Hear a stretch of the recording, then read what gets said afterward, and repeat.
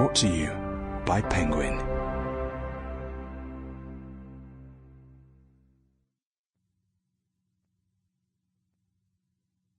Beneath the Surface by Fiona Neill, read by Emilia Fox. No man ever steps in the same river twice, for it's not the same river, and he's not the same man. Heraclitus. Prologue. It was Mia who found it. She came across the blue and white cardboard box in one of the storage crates stacked in the garage.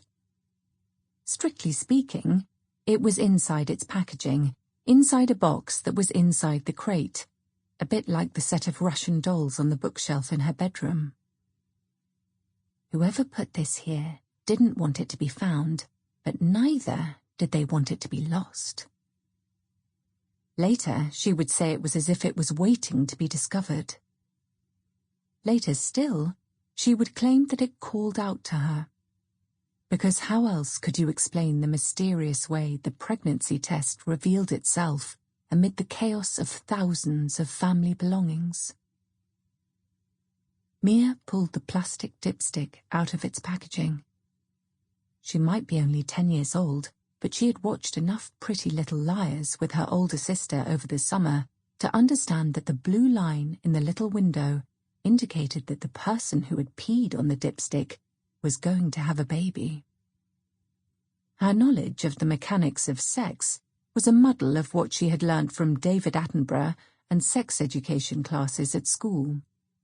But she knew that, strictly speaking, the thin blue line meant this person had mated and, strictly speaking, the sex had led to reproduction. Strictly speaking was her favourite new expression that summer. But suddenly it seemed to have vaguely sexual connotations, as did the word dipstick, and the salty taste of sweat she licked from her upper lip. She felt intoxicated, as if she'd drunk black coffee or dived into freezing cold water. She gingerly held the pregnancy test between the tips of her thumb and index finger as if it might be contagious, which in a sense it was, although not in ways she could possibly imagine. She was half wondering if she should take it to school when the new term started. "You have to have a currency at school?" Lilly had tried to explain recently when Mia had told her she felt like a nothing.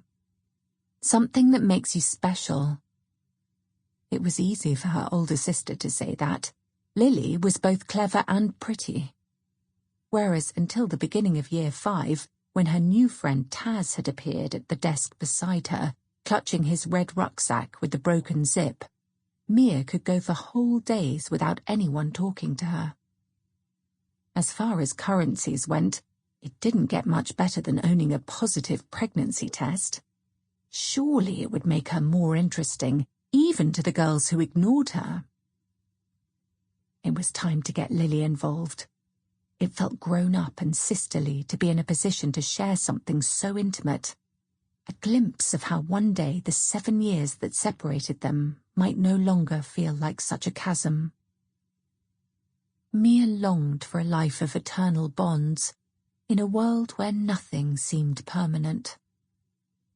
She had attended 3 different schools, had endured 5 different special needs teachers, lost 3 grandparents, and, until she'd met Taz, had never had a friendship that lasted longer than a few weeks.